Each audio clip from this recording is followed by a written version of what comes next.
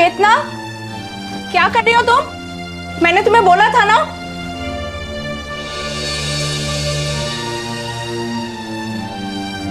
मैं तुम्हें बोल के गई थी ना, दूध गर्म होने के बाद गैस बंद कर देना, लेकिन तुम तो कुछ नहीं करती हो बिल्कुल भी। चलो उठो, अभी जल्दी से उठो उठो। मॉम प्लीज मुझे सोने दो ना, क्यों सुबह सुबह मेरी नींद खराब करी हो काम के लिए? मैं अभी छोटी हूँ, मुझसे ये सब काम वाम नहीं होता। मॉम प्लीज मुझे सोने दो। चेतना, क्या छोटे बच्चे घर का काम नहीं करते हैं? हाँ, और वैसे भी मैंने सिर्फ गैस बंद करने के लिए तो बोला था तुम्हें, तुमसे इतना भी नहीं हो पाता। और वैसे भी बच्चों को इतनी देर तक नहीं सोना चाहिए। अभी तुम्हें मेरी कोई कदर नहीं है ना। जिस दिन मैं नहीं रहूंगी इस दुनिया में, उस दिन तुम्हें मेरी अहमियत समझ में आएगी। देख लेना तुम, और तब ना तुम्हारे पास पछतावे के अलावा और कुछ नहीं बचेगा।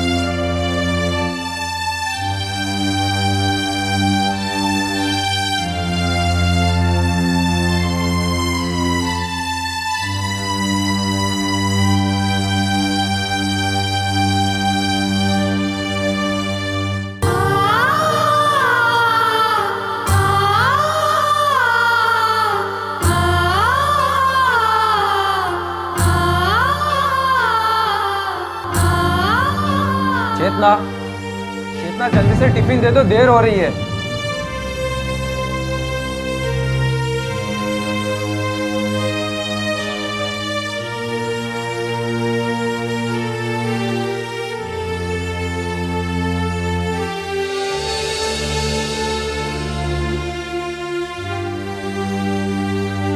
चेतना बेटा, तुम्हारा टिफिन रेडी है, फ्रिज के ऊपर रखा है, आके ले लो।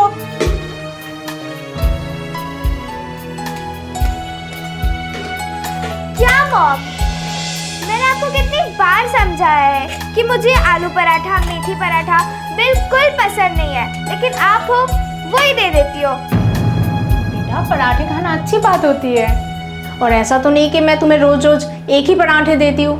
मैं तुम्हें अलग अलग बना के देती हूँ, कभी आलू के, कभी गोभी के, कभी मेथी के, अलग अलग टाइप के बनाती हूँ ना मैं तुम्हारे लिए। तो मॉम, आप जाके ना मेरे फ्रेंड्स के टिफिन देखो, कोई पिज्जा, कोई बर्गर, तो कोई पास्ता लाता है, और आप बस ये आलू पराठा, पराठे पराठे ही हाथ में दे देती हो। मैं नहीं ये टिफिन खाऊंगी, सॉरी। नहीं खाओगी? तुम्हें पता है मैं 2 घंटा लगा के सुबह उठ के तुम्हारे लिए टिफिन बनाया, तब जाके आलू पराठा बनाए, और तुम बोल रहे हो कि तुम खाओगी नहीं, तुम्हें पसंद नहीं है। जब तुम खुद बना के खाओगी ना, तब तुम्हें सूखी रोटी भी बहुत टेस्टी लगने लगेगी। अभी तुम्हें ये पराठे कांटे की तरह चुभ रहा है ना। मैं नहीं ले जाने वाली ये टिफिन, सॉरी। बेटा, अपना टिफिन लेके जाओ। चेतना,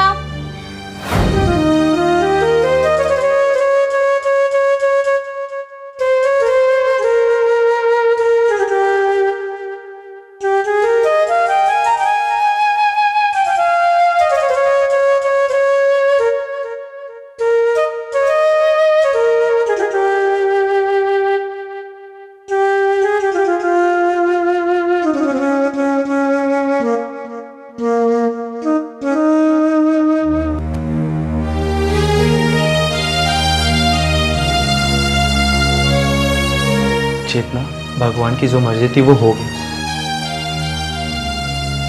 और उनकी मर्जी के आगे हम कुछ नहीं कर सकते। हमें बहुत बड़ा झटका लगा जीवन में, लेकिन हमें खुद को संभालना है और आगे बढ़ना है। अगर मॉम तुम्हें रोता हुआ देखेंगी तो उन्हें भी दुख पहुंचेगा। संभालो अपने आप को।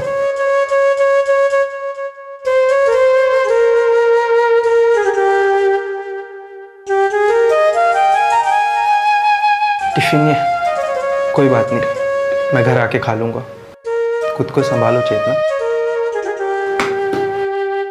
मैं चलता हूँ।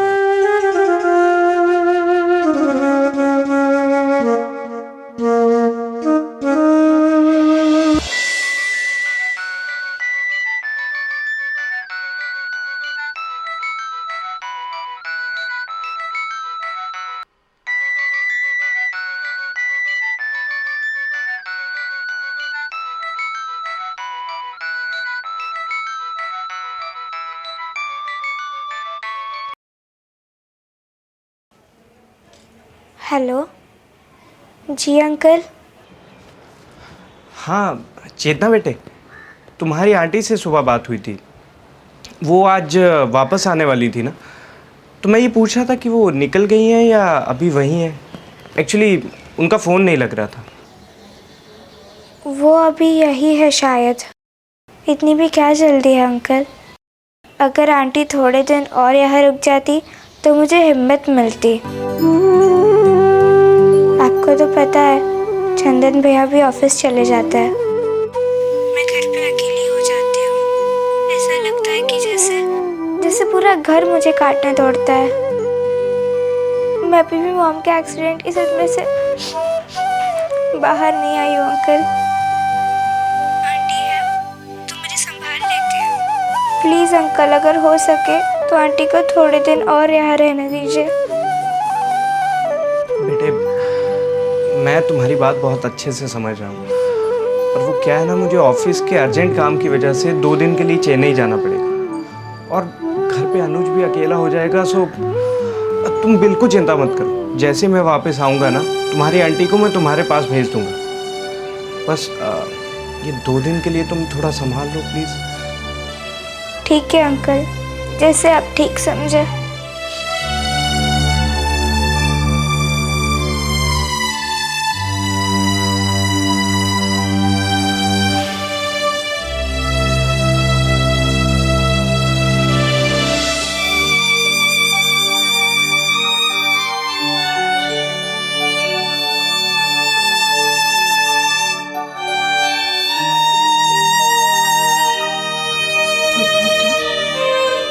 मैं तुम्हारी कंडीशन समझ सकती हूँ।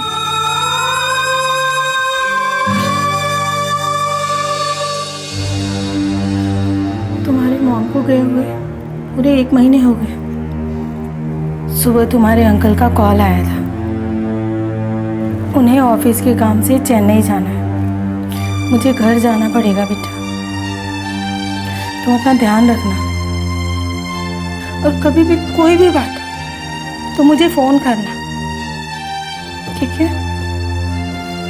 थोड़ी देर भी बात कर लिया करोगी ना तो मन हल्का हो जाएगा। आंटी अब क्या मन हल्का होगा। जिंदगी जैसी थम सी गई है। मुझे तो ये भी समझ में नहीं आ रहा है कि आगे की जिंदगी में कैसे काट पाऊँ। मॉम ने मुझे सॉरी कहने का भी मौका नहीं दिया। हम बच्चे बचपन में अपने माँ बाप की कदर नहीं समझ पाते कि वो हमारी ज़िंदगी में कितने ज़्यादा इम्पोर्टेंट है। हम उनकी कदर नहीं करते, फिर भी हमें बेइंतहा प्यार देते हैं। हमेशा अच्छे बुरे की पहचान करना सिखाने की कोशिश करते रहते हैं। लेकिन मेरे जैसे बच्चे, मॉम कभी कभी कहती थी आंटी कि मैं नहीं रहूंगी तब तुम्हें दुनियादारी समझ में आ जाएगी। आंटी आज 1 महीने से घर की जिम्मेदारी संभाली है मैंने।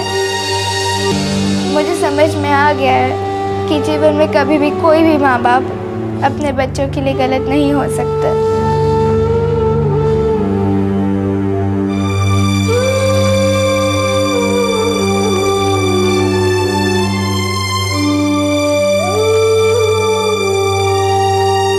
बेटा मैं तुम्हारी माँ तो नहीं हूँ, पर तुम्हारी माँ जैसी ज़रूर हूँ। रो के अपना मन और दुखी मत करो। मैं हमेशा तुम्हारे साथ हूँ, ठीक? अपना ख्याल रखना। मैं चलती हूँ। बिल्कुल भी मत रोना, ओके?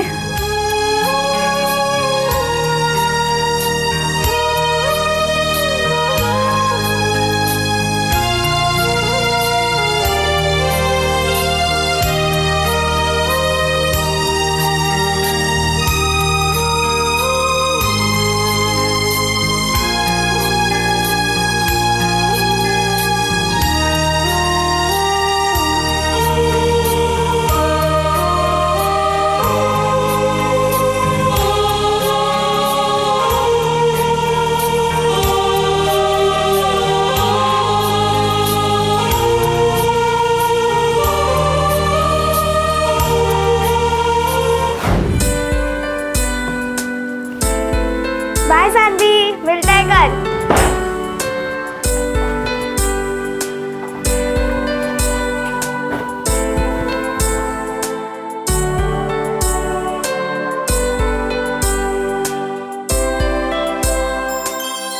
चेतना, चेतना, चेतना, क्या हुआ मॉम? क्यों इतने जोर जोर से चिल्ला रही हो?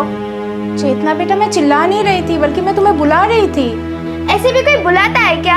अच्छा वो छोड़ो, बताओ क्या हुआ? चेतना, कम से कम अपने शूज और बैग तो सही जगह पे रख देती।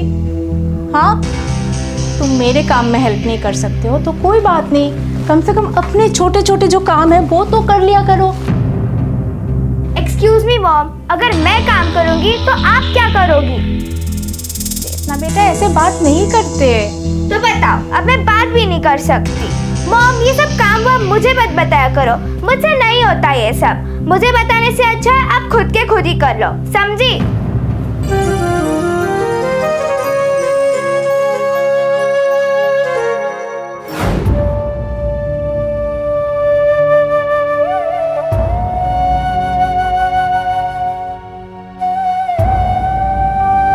आई एम सॉरी मॉम, मुझे माफ कर दो। मैंने आपको बहुत दुख दिया है, बहुत कष्ट पहुंचाया। मॉम, मैं तो माफी के लायक भी नहीं हूँ, लेकिन हो सके तो मुझे माफ करना।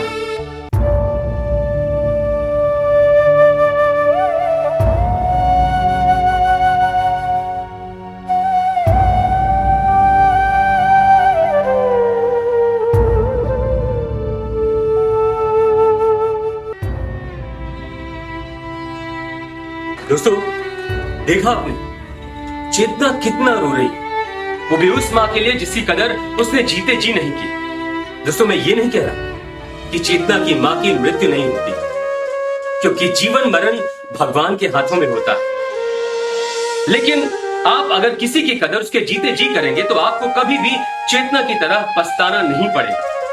दोस्तों, ये तो रही चेतना की कहानी, लेकिन मैं कुणाल सिंह राजपूत आज आपसे गुजारिश करना चाहूंगा कि आप अपने माँ बाप का बहुत ख्याल रखें, उनकी बहुत सेवा करें, उनकी केयर करें, क्योंकि कोई भी माँ बाप कभी भी अपने बच्चों का बुरा करना तो दूर, उनके बारे में बुरा करने की सोच भी नहीं सकते।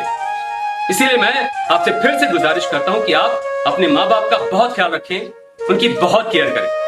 हमारी इस कहानी में इतना ही। एक नई कहानी के साथ मैं कुणाल सिंह राजपूत आपसे फिर मिलूंगा। तब तक के लिए नमस्कार, जय हिंद। हेलो दोस्तों, ऐसी और भी नई कहानी देखने के लिए प्लीज हमारे चैनल को लाइक करें, सब्सक्राइब करें और हाँ, बेल आइकन जरूर दबाएं।